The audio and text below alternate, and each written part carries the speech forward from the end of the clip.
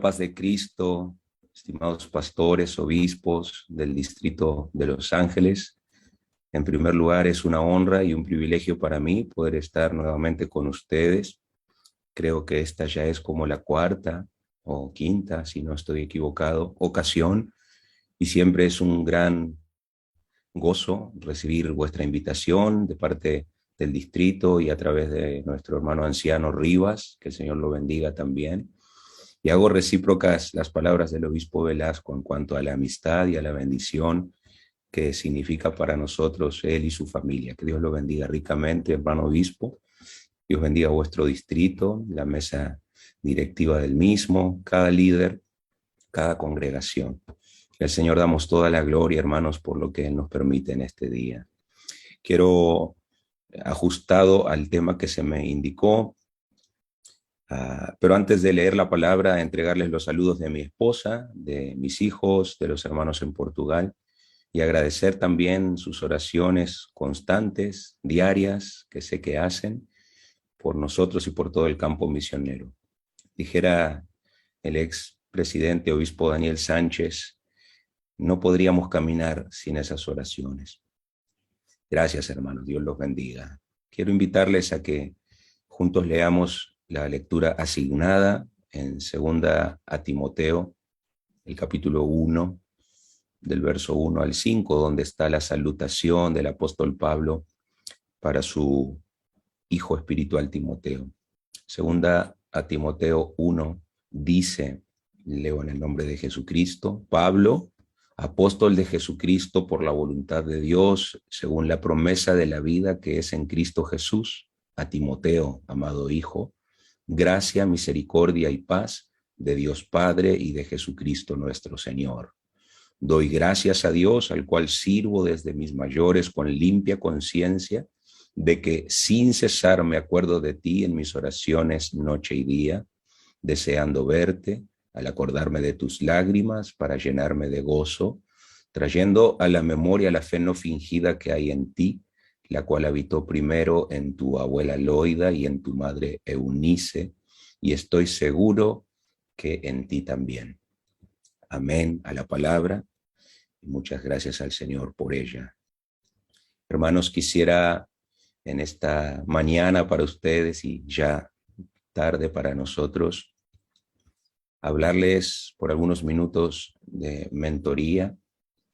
Tal es el tema que se me asignó. Y he tomado también para este comentario que he de compartir con ustedes un conocido texto de Proverbios. El Proverbio capítulo 27, verso 17, dice, hierro con hierro se aguza, y así el hombre aguza el rostro de su amigo. Hierro con hierro se aguza, se afila, y así el hombre aguza o afila el rostro de su amigo. Este es un texto muy relacionado con el tema de la mentoría. Mentoría que constituye un concepto ampliamente empleado en este tiempo, ¿verdad? Especialmente en círculos como el nuestro, el círculo pastoral, ministerial, pero también en el mundo profesional, que es de donde viene, el mundo de los negocios, y prácticamente todos los expertos en esas áreas y en la nuestra también concuerdan en que dar mentoría a la gente, ofrecer mentoría, es algo benéfico.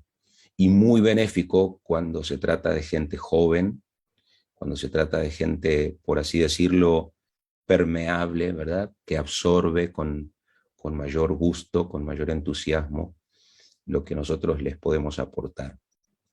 En la obra del Señor, hermanos, no cabe dudas que es la voluntad de Dios que nosotros hagamos esto, que nosotros guiemos, acompañemos o mentoreemos a otros, mientras nosotros mismos continuamos siguiendo al Señor y buscando ser cada día más como Él.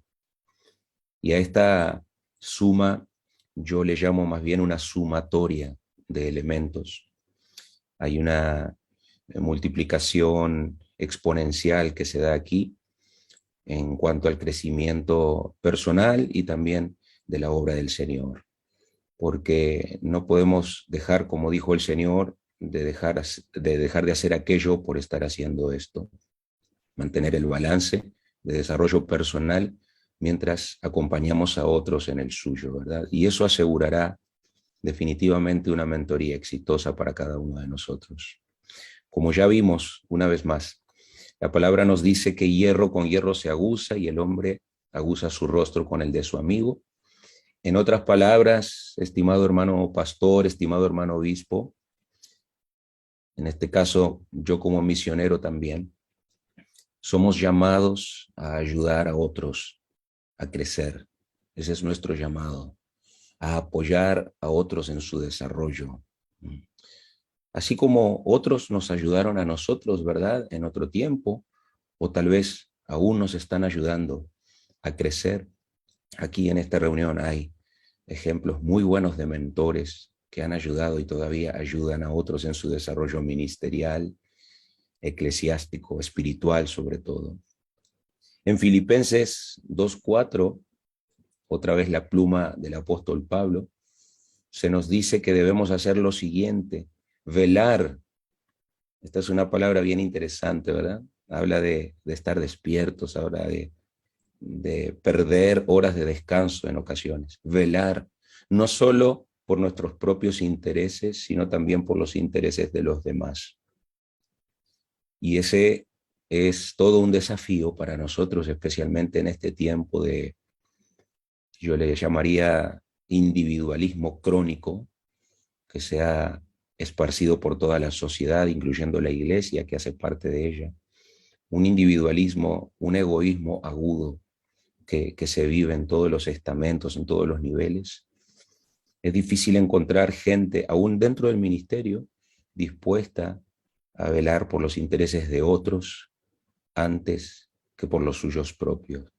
Pero definitivamente la palabra no ha cambiado, la exigencia sigue siendo la misma para nosotros, hermanos. Y eso es lo que ser mentores significa, preocuparnos por otros. Yo estoy seguro que ustedes ya han recibido muchas pláticas, muchas charlas, conferencias sobre este tema, que ya conocen el origen, la etimología de la palabra mentoría, pero brevemente, porque creo que no está de más, lo voy a repasar. Sabemos que en la Odisea, la conocida obra del poeta griego Homero, Odiseo se estaba preparando para combatir en la guerra de Troya cuando se dio cuenta de que al partir dejaría abandonado a su hijo Telémaco, su único hijo y heredero. Y cuenta la historia que cuando el niño Telémaco aún era pequeño, su papá tenía que partir y, a sabiendas de que la guerra iba a prolongarse durante años, como se prolongó, 10 años en ese caso, la guerra de Troya, Ulises decidió confiar el cuidado y la educación de su hijo Telémaco a Mentor, un sabio amigo de Ulises, en quien él tenía depositada toda su confianza. Y ahí va un elemento muy importante en la mentoría, que es la confianza. Mentor, entonces, es quien da origen al término mentoría que ahora manejamos. Y ahora que hemos visto de nuevo el término mentoría en su origen, creo que también es bueno considerar algunas definiciones modernas sobre el tema. Brigitte Biel, por ejemplo, dice que la mentoría es la relación por la cual un mentor ayuda a su encomendado a alcanzar el potencial que ha sido colocado en él. Y nosotros sabemos que quien coloca el potencial en la gente es Dios, ¿verdad? Hay también un potencial maligno, pero Dios por excelencia es el que da dones, el que reparte, ¿verdad? Ministerios. Y como mentores, a nosotros se nos encomienda esa tarea, ayudar a las personas a desarrollar ese potencial. Robertson Davis dice que la mentoría es el proceso de abrir nuestra vida hacia otros, un proceso de vivir para la próxima generación. Se me hace muy interesante esto, vivir para la próxima generación. No estar pensando solo en lo inmediato, ¿verdad? Sino en el legado que vamos a dejar cuando ya toque partir. Por último, J.R. Clinton dice que la mentoría es una experiencia relacional en la cual una persona potencia a otra compartiéndole los recursos que ha recibido de Dios. Pudiéramos traer más definiciones, que las hay, pero con base en estas tres y con el debido apoyo bíblico que siempre tenemos que tener, podemos afirmar entonces que la mentoría cristiana es más que enseñanza, incluso más que discipulado, es entrenamiento y es también relacionamiento. Es una relación que se establece. Por eso, mientras que la relación entre cualquier maestro y sus estudiantes puede que no vaya más allá del aula, puede que no vaya más allá de la materia específica que identifica tal relación, mis hermanos, la relación de nuestra mentoría, la mentoría pastoral, implica un contacto personal en el que no solamente se enseñan habilidades, sino la cosmovisión, ¿verdad? La filosofía de vida que cada uno de nosotros mantiene y que nos mantiene también. En nuestro caso, entonces, la transmisión de la cosmovisión cristiana. Existen, rápidamente lo voy a mencionar, varios tipos de mentoría, pero yo quiero mencionar tres apenas. El tipo discipulador, que es el clásico, en donde procuramos capacitar a nuevos creyentes en el discipulado y la estrategia de Jesús. Yo siempre tengo que pasar un comercial de la estrategia.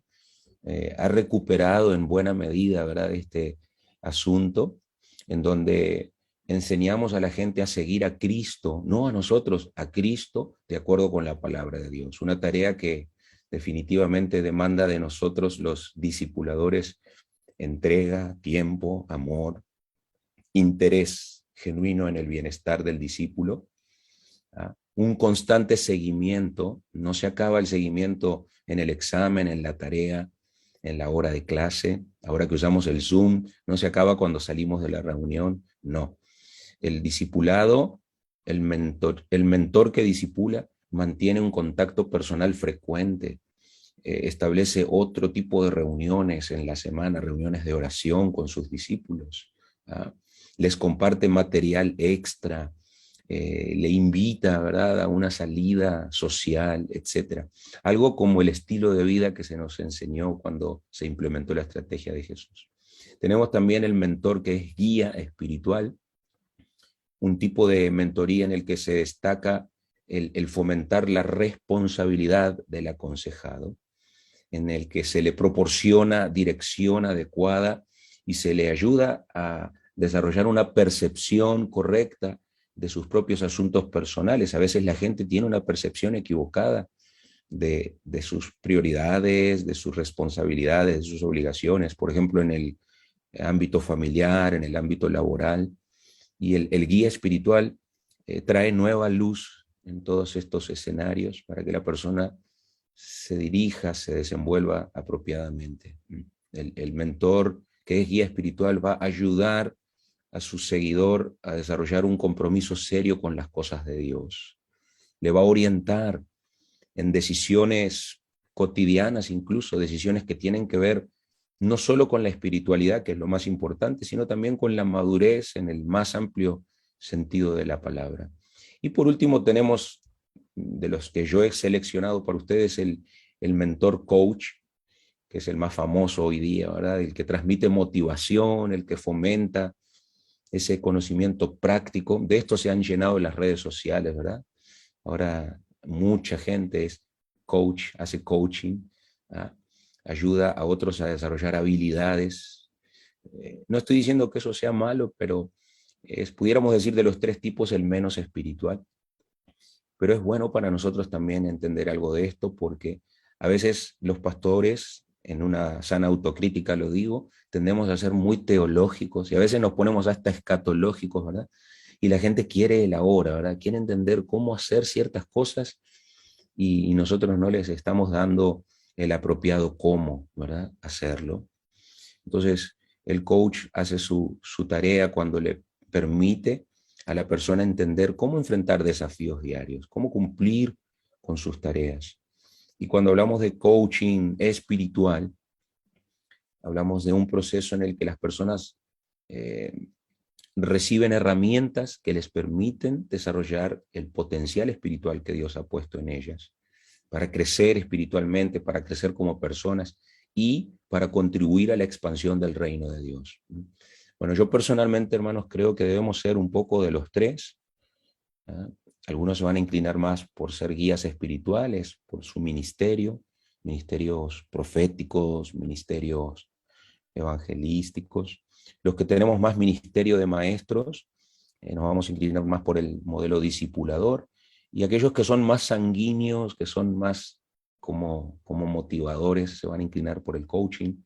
Pero yo creo que todo pastor necesita tener un poquito de los tres, 30-30-40, 20-20-60, no sé, la receta que mejor le funcione, ¿verdad? Les quiero también compartir muy rápidamente, hermanos, algunos ejemplos bíblicos que aquí todos conocemos, de los cuales hemos hablado, hemos predicado. Nada nuevo, ¿verdad? Simplemente un poco de refresco sobre esto. Tenemos el caso de Bernabé en el Nuevo Testamento. Recordemos que Bernabé significa hijo de consolación, y él fue uno de los modelos más notables en la Biblia.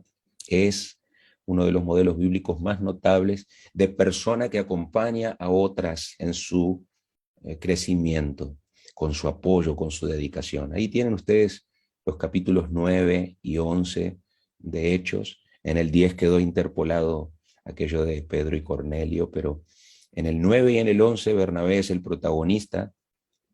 Pablo todavía no aparece en sí, y no tenemos dudas que después de Jesús, con quien vamos a cerrar hoy, y después de Pablo, nadie en el Nuevo Testamento dejó un mejor ejemplo de mentoría que Bernabé. Pudiéramos decir que está tercero en el podio, ¿verdad? Es bastante probable que Bernabé haya sido el líder que más influencia tuvo en su momento en el desarrollo de líderes clave de la iglesia primitiva. Estamos hablando de la iglesia de la cuarta década de nuestra era, ¿verdad? La iglesia primitiva. En el capítulo 9 de Hechos, por ejemplo, podemos ver a Bernabé como un discernidor del potencial de Pablo, potencial que nadie más quizás logró ver en su momento, y también discernidor del potencial de otros líderes de la iglesia. Fue por eso que Bernabé estuvo dispuesto a apoyar al que todavía se llamaba Saulo, cuando todos los demás le volvieron la espalda. Los cristianos se escondían de él en Jerusalén, pero Bernabé dio la cara por Saulo, ¿verdad? Y un poquito más adelante, cuando Pablo comete lo que hoy juzgamos como un error, el no permitir que Marcos continuara con él como parte de su equipo, Bernabé toma una postura opuesta y decide no abandonar a aquel joven líder que al parecer en ese momento tenía ciertos asuntos personales no resueltos, ¿verdad? Y el tiempo le dio la razón a Bernabé. Sin duda alguna, hermanos, que el poderoso y penetrante impacto del ministerio de Bernabé como mentor a Pablo, a Marcos y a otros, que quizás permanecerán anónimos hasta que estemos con Cristo, tuvo una enorme incidencia en el crecimiento explosivo que la iglesia primitiva tuvo. No tenemos dudas de que Bernabé fue un catalizador de la iglesia primitiva, y podemos ver cómo él fue definitivamente el escalón, el trampolín para que Saulo obtuviera un lugar en el ministerio apostólico. Bernabé trabajó sobre la certeza de que Saulo iba a ser una gran bendición, y nuevamente no se equivocó. Que Dios nos dé esa capacidad a nosotros también de ver diamantes donde todavía hay apenas un negro carbón, ¿verdad, hermanos?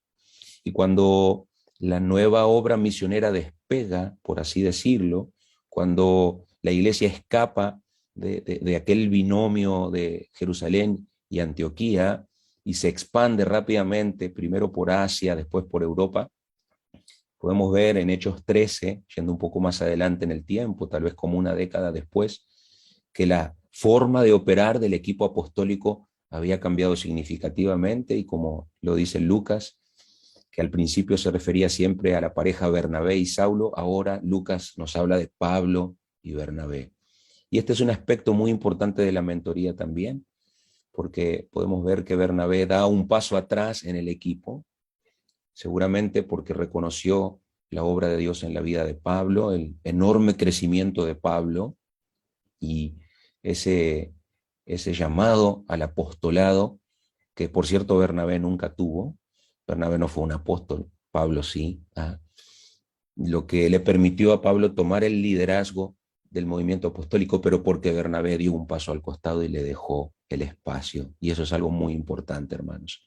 Bernabé supo ver en el corazón de Pablo y también en el fruto de su labor, cuándo era tiempo de animar a Pablo a ocupar ese lugar y desde ahí poder ejercer sus dones tremendos de liderazgo que tuvo el apóstol. Yo soy un convencido que el apóstol Pablo tuvo todos los ministerios.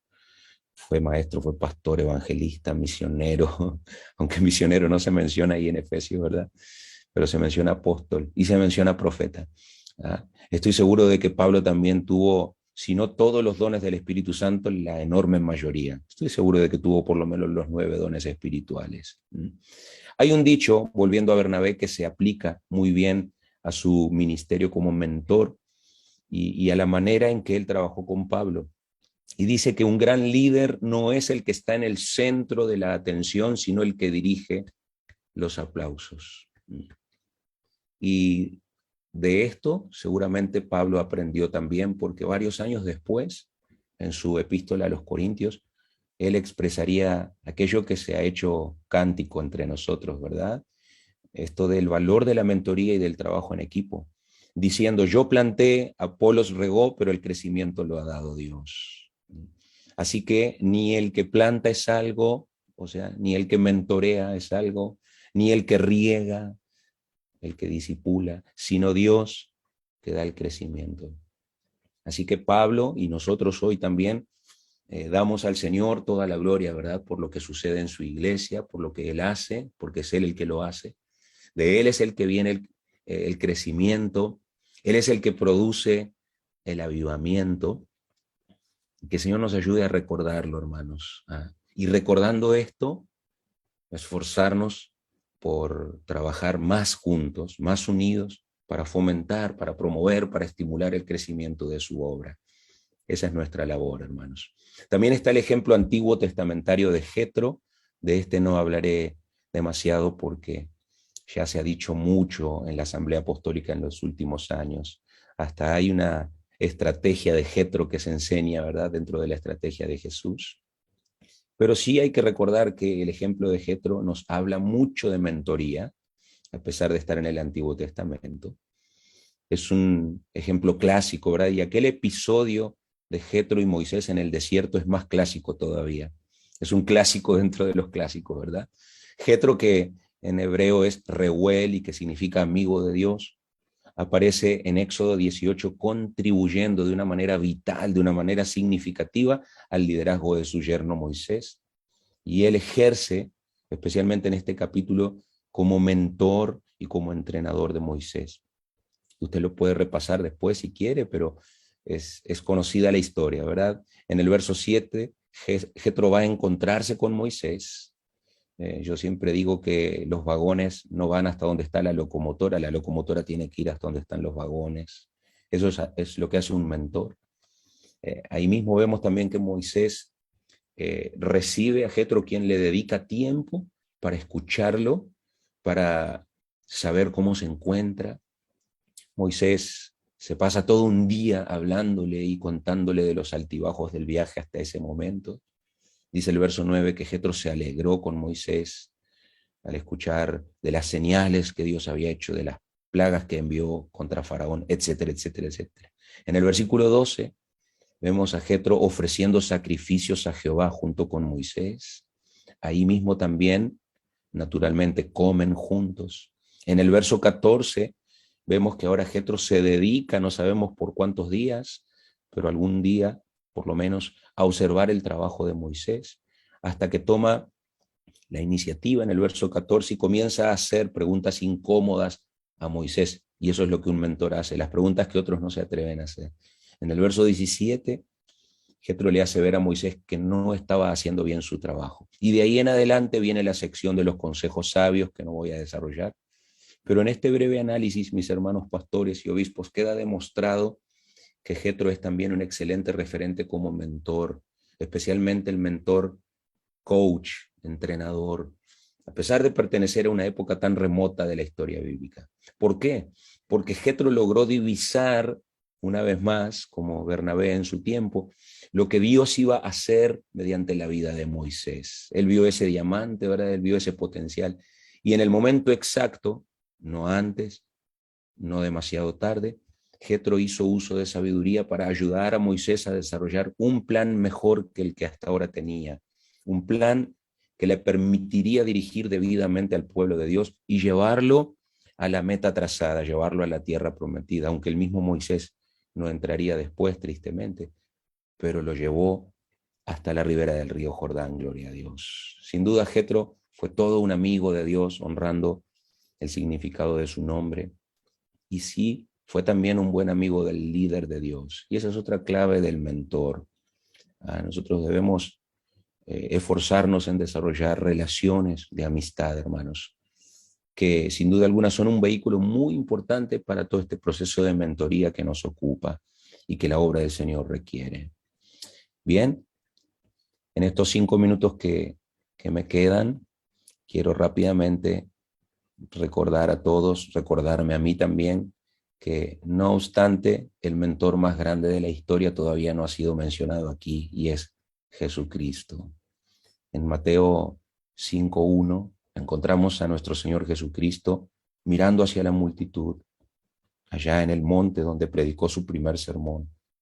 Y dice que sentándose vinieron a él sus discípulos, y también vino la multitud, y abriendo Jesús su boca les enseñaba.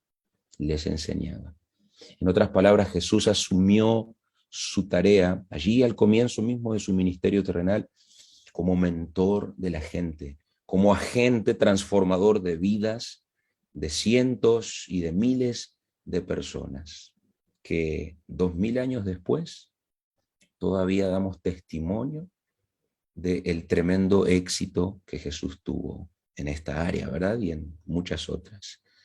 Y Jesús consiguió este éxito, hermanos, fíjese bien, sin escribir un solo libro, sin construir una escuela, sin fundar un hospital o alguna otra institución. Y cabe la pregunta, ¿verdad? ¿Cómo lo hizo? ¿Cómo hizo Jesús? Bueno, comencemos por decir que Jesús se enfocó. Qué palabra tan importante. Jesús se enfocó y se mantuvo enfocado. Palabras del apóstol Pablo, una cosa hago, ¿verdad? Dice él.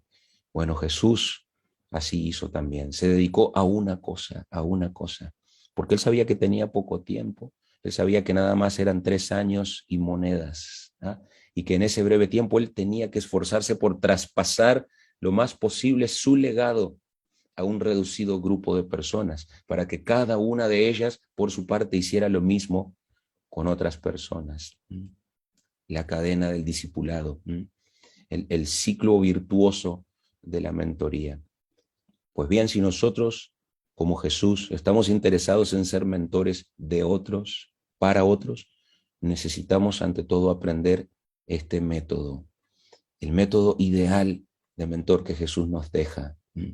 Jesús, el maestro de maestros, el mentor de mentores, es el mejor ejemplo para nosotros, hermanos. Y aunque pudiéramos mencionar una lista larga de principios que él aplicó en su ministerio a los 12 apóstoles, yo por falta de tiempo nada más voy a compartir el primero y el que considero más importante, más esencial, el que es básico, y es el principio de la asociación o de la relación. Jesús seleccionó no solo a 12 hombres, no solo a 12 siervos. Hubo un momento en que les llamó así siervos, pero hubo un momento en que dijo, ya no os llamaré siervos, porque el siervo no sabe lo que hace su Señor, pero los llamaré amigos, amigos. Y eso nos dice que cuando Jesús los escogió, lo hizo para relacionarse cercanamente con ellos. Claro que creo en la distancia, en el encerrarnos en la oficina del pastor. Claro que creo en el precio a pagar de la soledad. Claro que sí, Jesús también lo pagó en su momento. Pero la Biblia dice que cuando estableció a 12, allí en Marcos 3, dice que lo hizo para que estuviesen con él y para enviarlos a predicar, en este orden, para que estuviesen con él y para enviarlos a predicar. Fue así entonces que Jesús pasó días enteros con ellos, como ya sabemos, comió con ellos, convivió con ellos. O sea que ellos no solo fueron seleccionados y apartados con un propósito espiritual, que era lo primordial, claro está, pero también con el propósito de construir una relación próxima, cercana con Jesús y de calidad. Y no iban a ser ellos precisamente los que trabajaran para ellos. Era Jesús el que tenía que trabajar primero en construir esa relación, para después poder usar esa relación íntima y cercana con sus discípulos como vehículo, una vez más, para enseñarles cómo debían vivir, cómo ser esposos, cómo ser padres, cómo ser ciudadanos. A Pedro le tuvo que sacar la duda incluso de si pagar o no el impuesto, ¿verdad? Y lo mandó a pescar un pez allá con una moneda en la boca. ¿Mm? Así que ellos aprenderían poco a poco. Yo le llamaría como uruguayo a ser gente, ¿eh?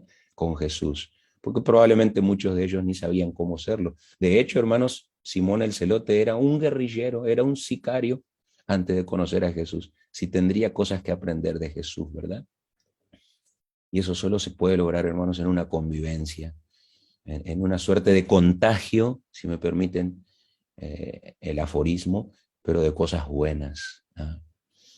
Les enseñaría también a lidiar con los problemas de la gente, a no desesperarse ante la primera necesidad, con el endemoniado, ¿verdad? Que no parece que vaya a ser libre, con la multitud hambrienta. ¿Qué hacemos, Señor? Todas esas situaciones difíciles Jesús mismo las propició, las permitió para que ellos pudieran aprender cómo manejarse en el futuro cuando Él ya no estuviera. Este estilo de mentoría de Jesús, y por qué no decirlo también, este estilo de vida de Jesús con ellos, permitió que sus discípulos pudieran observar cada faceta de la vida de Jesús y de esa manera poder reproducir la vida de Jesús en ellos. Por supuesto que este principio de asociación o relacionamiento, y voy a terminar, funcionó en el ministerio de Jesús simplemente porque Jesús llevaba una vida en la que no había nada que esconder, una vida transparente, una vida íntegra, una conducta santa y pura que nunca justificó y nunca se justifica el fingimiento, el doble estándar, ¿verdad? Ellos pudieron ver que Jesús era de una sola pieza, hermanos. Y aquí, si ustedes me permiten, estimados obispos y pastores, tengo que preguntar, ¿funcionaría este principio en nuestro ministerio ahora mismo? ¿Está funcionando? Es decir, somos capaces ahora mismo de tener un relacionamiento muy, y lo voy a poner en bold, muy próximo con nuestros discípulos, con nuestros ayudantes y colaboradores, y todavía ser para ellos un buen modelo de vida cristiana. Buena pregunta, ¿verdad, hermanos? Bien, es cierto, vivimos días malos, es cierto, todos tenemos nuestros días difíciles. Los lunes, yo creo en lo personal, son de los días más difíciles de todo pastor, ¿no? El día que nos damos cuenta quién faltó a la iglesia, quién no nos quiso saludar, porque hay hermanos que no nos quieren saludar a veces, etcétera. Oh, ¿usted no sabía? Sí, nos pasa a todos. Gloria a Dios. Ajá. E inevitablemente, y con esto vamos a orar, nos surgen preguntas, nos surgen ideas, tales como, ¿por qué me voy a molestar yo en ser mentor de estas personas? ¿Qué gano yo? ¿Qué gano yo? ¿Qué saco yo dando de mi valioso tiempo para mentorear a este hermano, a esta pareja? Cuando terminemos, quizás hasta dé el portazo y se vaya y ni me lo agradezca. Y otro pastor recoja los frutos de mi trabajo. Estoy seguro de que a todos nos ha pasado eso y a algunos muchas veces, ¿verdad? Bueno, la respuesta a estas preguntas de qué gano yo y qué estoy haciendo yo es simple, pero es determinante también, hermanos. Y es en la medida en que nos damos a nosotros mismos, en la medida en que ofrecemos de nuestro tiempo, fuerza, recursos, experiencia, sabiduría, habilidades, etcétera, recibimos también. Es ley. Sembramos, cosechamos. Y hay algo que no se palpa, pero se recibe, y es satisfacción. Cuando salvamos matrimonios, cuando salvamos familias, cuando frenamos un divorcio, cuando frenamos una renuncia, cuando le damos espacio a alguien a quien nadie se lo había querido dar, y lo valora o no, pero se lo hemos dado a nosotros, está ahí porque nosotros vimos el potencial en esa persona y ahora se desarrolla y crece. Quizás no regrese a agradecer como los 9 leprosos no regresaron, ¿verdad? Pero hermanos, en términos bíblicos y apelando a las palabras de Lucas y parafraseando a Lucas, les puedo decir que solamente dando es como se recibe.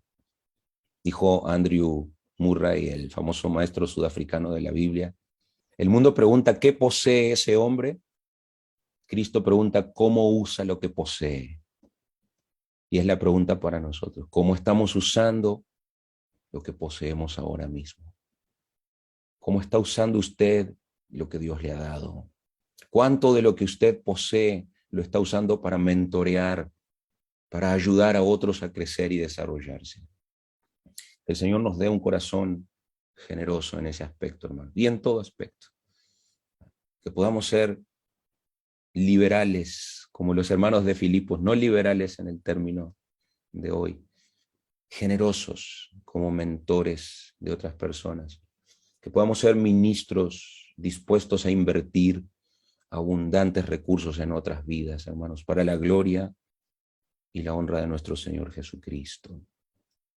¿Qué les parece si lo pedimos al Señor ahora? Señor, amado Dios y Padre nuestro, gracias por tu palabra y gracias por este tiempo, Señor, en que la podemos humildemente y sencillamente compartir, Señor, junto a mis hermanos del Distrito de Los Ángeles, Señor. Este 1 de agosto de 2022 oramos porque tú nos permitas y nos ayudes a ser capaces de desarrollar, de tener ese relacionamiento próximo, muy próximo con nuestros discípulos, con nuestra gente. Poder ser para ellos, Señor, referentes, modelos de vida, modelos de líder. Ayúdanos a ser verdaderos jetros o rehueles, amigos tuyos, Señor, y amigos de ellos. Mentores que contribuyamos de una manera vital, de una manera significativa, de una manera indeleble, Señor, al liderazgo que nuestra gente tiene ahora mismo en potencia, Señor.